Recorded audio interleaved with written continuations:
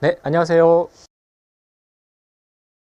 자, 우리 이번 시간에는 2021년도 4회차 직업상담사 노동관계 복귀 해설을 같이 보겠습니다. 전체적으로 문제는 따로 논평할 만큼 새로운 내용은 없고 기존 기출됐던 지문들이 그냥 반복된 그 정도 수준입니다. 그리고 오히려 이게 2급 시험보다는 1급 시험이 지문이 더 짧아지면서 더 쉽게 느껴질 수도 있을 것 같아요. 이게 보내면. 그래서 어렵지 않으니까 빠르게 해서 같이 한번 확인해 보겠습니다. 자, 일단 첫 번째부터 바로 가겠습니다. 해설로. 자, 1번인데 81번 가장 기본적인 거죠. 32조에 나오는 근로의 권리 보시면, 자, 모든 국민은 당연히 근로의 권리를 가지는 거고, 그리고 이런 권리를 위해서 국가는 어떤 방법으로 고용 정진하고 적정임금 보장에 이건 노력이고, 다음에 법률이 정하는 최저임금은 시행이죠. 의무죠. 됐죠? 그래서 앞에 거 그러면 국가는 어떤 방법으로 고용을 정진시키고 최저임금제를 시행해야 되느냐 이 얘기인데, 당연히 마지막에 나오는 것처럼 사회 경제적 방법으로 이걸 해야 되는 겁니다. 그래서 뭐 사회적 방법도 아니고 경제적 방법도 아니고 둘 다입니다. 그죠?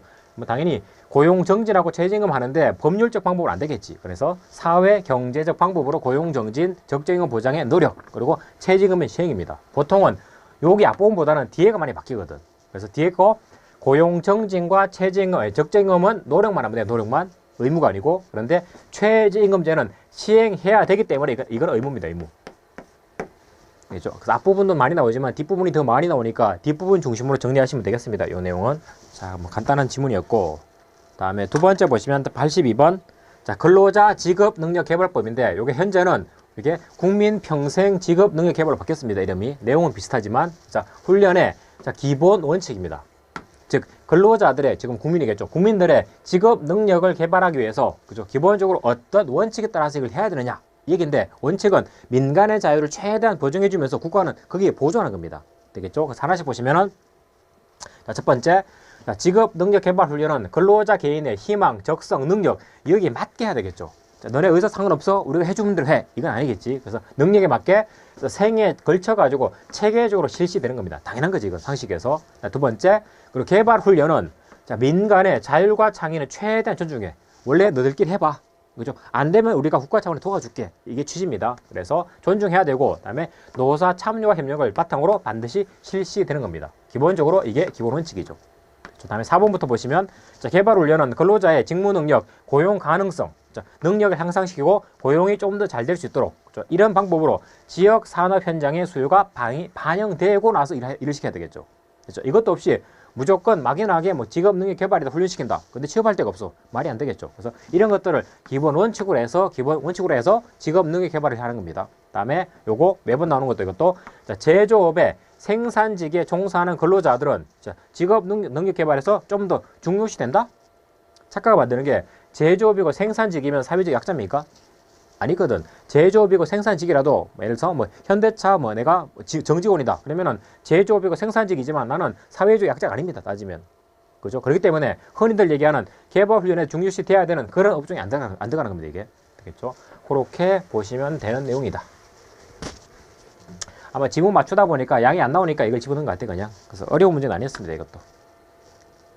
자, 다음에 83번 보시면은 요거 건기법 내용인데, 자, 건기법상, 자, 고용노동부 장관한테 경영상 이유에 따라서 해고할 때 신고할 내용에 포함되지 않는 사항은, 자, 이게 우리 근로기준법 24조에 따르면은 근로자 잘못이 없더라도 근로자를 해고할 수 있죠. 그게 크게 네 가지죠. 자, 긴박한 경영상 필요가 있어야 되고, 회사가 어려워져야 되고, 다음에 해고하기 50일 전까지 근로자 대표한테 통지하고 일정한 사항에 대해서 협의해야 되죠. 만나서. 그죠? 뭘 협의하느냐? 자, 첫 번째는 공정하고 객관적인 해고 기준. 누구를 자를 건지. 다음에 마지막이 해고를 피하기 위한 노력. 자, 사람 자르기 전에 할 수 있는 방법은 다 해보고 나서 그리고 잘라야 되겠죠. 그죠? 요런 부분에 대해서 50일 전까지 통지하고 협의하라고.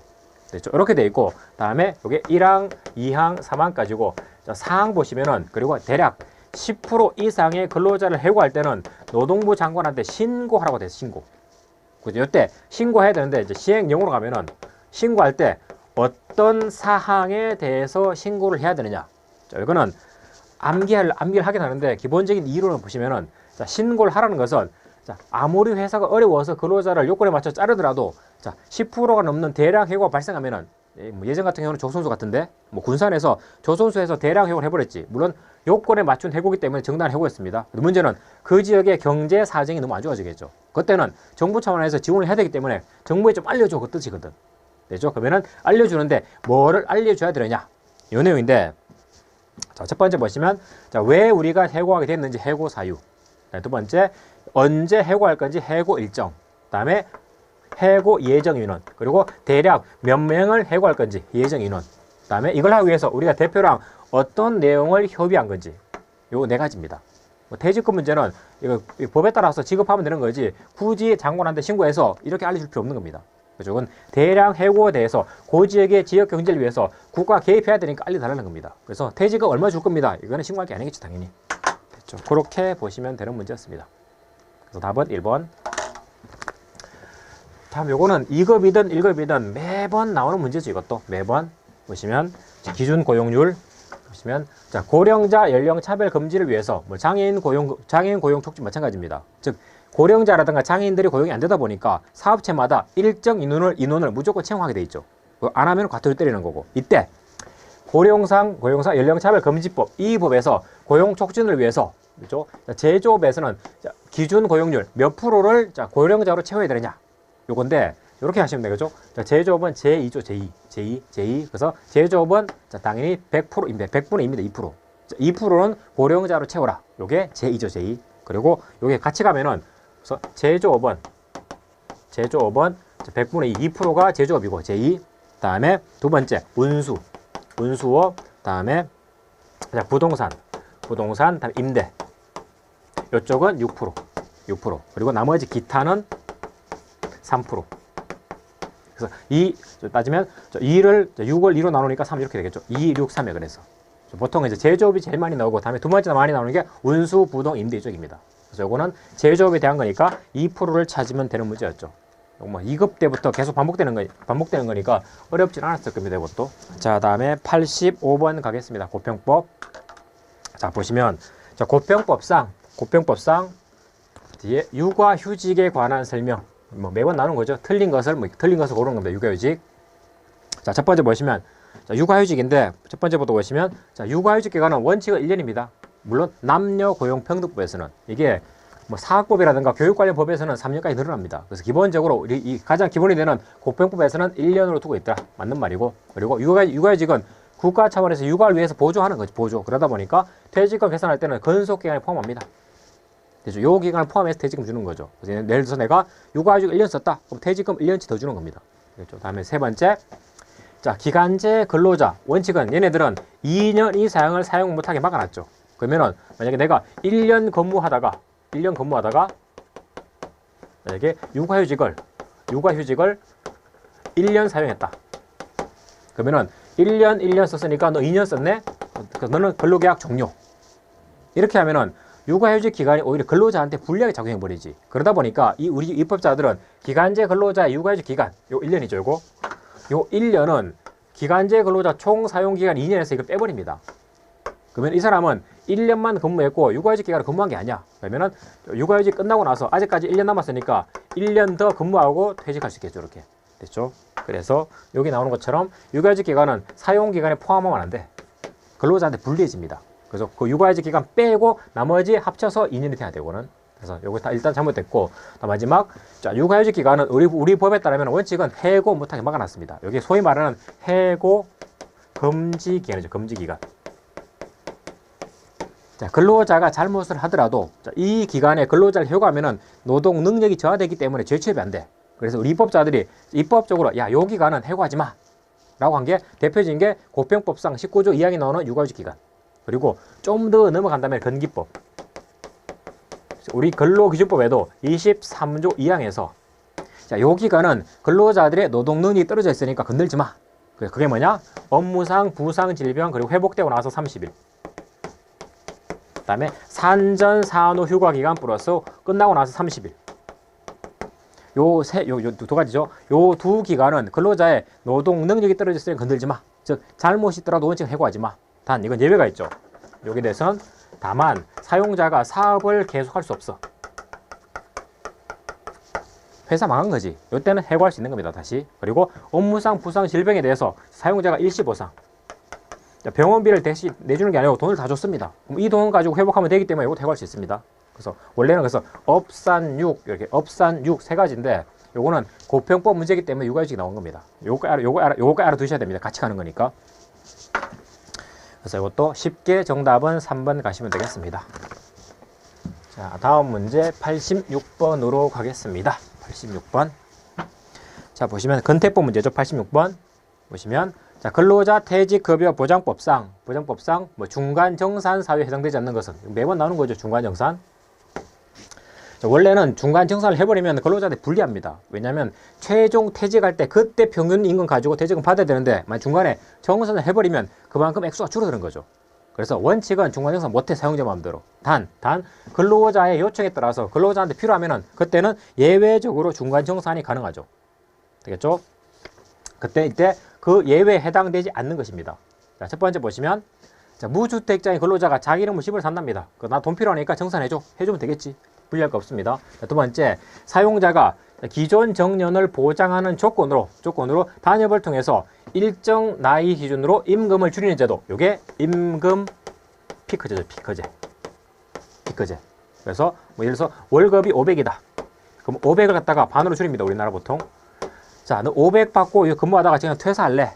즉 정년 퇴직할래? 아니면은 자, 퇴직이죠, 퇴직. 여기서 퇴직할래? 아니면 정년을 더 늘려줄 테니까 반 임금을 반 줄이면서 좀 더 근무할래?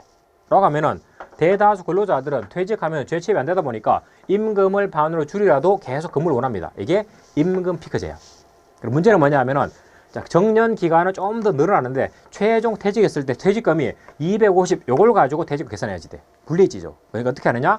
원래 최대치 받던 임금에서 여기서 일단 여기서 퇴직금을 정산해. 됐죠? 그리고 다음에 250 받는 요때부터 다시 그 퇴직금의 기간을 다시 정산하는 겁니다. 됐죠? 이것도 근로자 이익을 위해서 당연히 가능합니다. 되겠죠?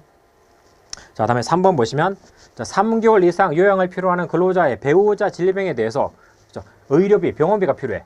그래서 근로자 본인의 연간 총임금의 1천분의 115를 초과해서 부담하는 경우 이렇게 됐는데 요양은 3개월짜리 너무 짧아. 그래서 우리 법에 따라 6개월.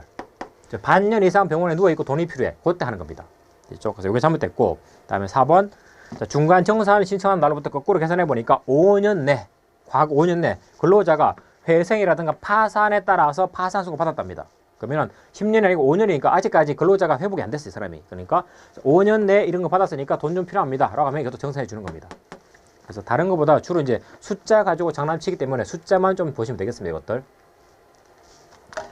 자, 어려운 질문 아니었고, 그것도. 다음에 육아휴직 급여에 대한 문제 87번 가겠습니다. 87번. 보시면, 자, 고용보험법에 따른 육아휴직 급여. 마찬가지 관로안에 들어갈 내용으로 옳게 된 겁니다. 얼마 줄 거냐? 그 얘기인데 자, 첫 번째부터 보시면 자, 육아휴직 시작일부터 석 달까지입니다. 처음에 초반에는 시작일 기준으로 한 통상 기준 왜 평균은 너무 많아. 그죠? 보통 국가에서 세금을 통해 돈 줄 때는 다 통상입니다. 그래서 자, 일단 석 달 동안은 100분의 80까지입니다. 100분의 80까지. 그리고 뒤에 4개월부터는 이제 석 달이 넘어갔죠. 100일이. 그죠? 그때는 육아휴직 종료일까지는 육아휴직 시작일을 기준으로 한 통상임금의 100분의 이거는 반이야, 반. 50. 원래는 석 달 동안은 80% 주다가 넘어가면 50으로 줄어버립니다. 됐죠? 그렇게 가면 되겠다. 단순 숫자였고 이것도. 다음에 88번 가겠습니다. 88번. 보시면 자, 직업안정법에 따라서 자, 근로자 공급사업 근로자 소개하는 사업이죠. 자, 이때 설명으로 잘못된 것. 자, 첫 번째부터 보시면 자, 누구든지입니다. 누구든지 장관의 허가가 없으면 돈 받고 다른 사람의 자, 근로 공급 사업 하면 안 됩니다. 잘못하면 이게 중간 착취처럼 갈 수 있겠죠. 중간 착취. 이게 옛날에 이게 법이 없을 때 가장 문제된 게 영화 같은 거 보시면은 시골에서 어떤 촌놈이 서울로 상경해. 서울역에 나오죠. 이렇게 흐름하게. 그래서 옷도 흐름하고 그리고 가방 하나 메고 나옵니다. 보따리. 어떻게 합니까? 서울역 앞에 진치고 있던 하이에나 애들이 덤벼들죠. 그래서 어디로 갈 거냐 물어보면은 나 서울에 돈 벌러 왔다. 그럼 좀 내가 잘하는 데 있으니까 내가 소개해줄게. 데리고 가. 그리고 팔아버리지. 그죠? 그러면은 서울로 왔는데 타고 이제 차 타고 가다 보면 또 지방으로 가. 그래서 뭐 물고기 잡는 원양어선에 팔려가고 아니면 시골에 팔려가고 서울에 팔려가고. 그쵸? 그런 것들이 너무 많았던 거야. 그래서 야 공급 사업 할 때 아무나 하지 말고 누구든지 장관의 허가 받으면 그때 해. 이렇게 된 겁니다. 기본적으로. 이것도 기본적으로 중간 착지 방지를 위한 것들입니다. 자, 두 번째. 그러면 국내에서 공급 사업 하려면 누가 할 수 있느냐? 이 문제인데 원칙은 아무도 못해. 누구밖에 못하느냐? 유일합니다. 노조법에 따른 노동조합만 가능합니다. 엄격하게 통제하고 있는 거죠. 그리고 이때 우리나라에 있는 노동조합은 현재 항운노조 하나밖에 없어. 그래서 내가 항운 사업에 취업하려면 반드시 항운노조 가입해가지고 항운노조에 돈을 내야지 돼. 조합비를. 그러면 항운노조에서 여기서 공급 사업을 해주는 겁니다. 됐죠? 물론 이제 이걸 이제 보완하는 제도가 근로자 파견법이죠. 그래서 파견 사업은 이걸 별도로 가는 겁니다. 됐죠? 그다음에 세 번째, 자, 국외로 공급 사업 하고 싶어. 뭐 연예인이 됐든 뭐 노동자가 됐든. 자, 이것은 1천만 원 자본 가지고는 누구한테 보상 못 해줍니다. 적어도 1천이 아니고 곱하기 10배. 1억 이상의 돈은 있어야지 잘못했을 때 보상을 줄 수 있겠죠. 그러니까 1천만 원 이상의 자본금이 아니고 1억 이상의 자본금이 있어야지 국외 공급 사업 할 수 있습니다. 잘못됐습니다. 이것도. 다 마지막, 자, 허가의 유기간은 기본적으로 3년. 그래서 공급 사업의 자본금은 1,000만 원 가지고 부족해. 사고 나면 1,000만 원 가지고 누굴 보상하겠습니까? 그래서 적어도 1억은 돼야지, 1억은.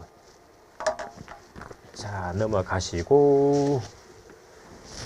자, 다음에 89번 또 고평법 문제죠. 고평법. 이것도 보통 고평법에서 육아휴직 문제라든가 아니면 배우자 출산휴가 책을 바뀌었으니까 요게 주로 나오죠. 그래서 89번은 배우자 출산휴가에 대한 겁니다. 보시면 첫 번째, 배우자가 출산휴가를 청구하면은 그때 뭐 지금은 10일이야, 10일. 옛날에 뭐 5일 범위에서 3일까지 유급 아닙니다. 바뀌었어. 일률적으로 10일이야. 물론 실제 이렇게 주느냐? 이거는 들어본 적이 없는 것 같아. 그죠? 내 배우자가 출산했으니까 11일 동안 쉬고 오겠다? 안 해주겠지, 보통. 본인도 아니고. 그런데 우리 법에서는 현재 10일까지 돼 있습니다. 10일까지. 이것도 많은 건 아니지. 왜냐면 이게 우리 조선시대로 가면은 뭐 시험은 아니지만 이거는 조선시대 가면은 조선시대도 마찬가지 육아휴직이 있었습니다. 얘네들은 뭐 세종대 그때 만들어진 건데 이거는 얘들은 기본적으로 한 달 정도를 산후조리하고 시간 줬거든.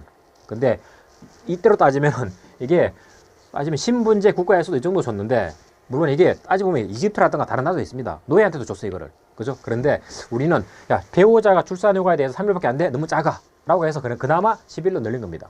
근데 아직까지는 10일에 대해서 너무 많다는 사용자 측에 이제 지적이 있는 거죠. 뭐 바뀔 수 있어요. 이건 어쨌든.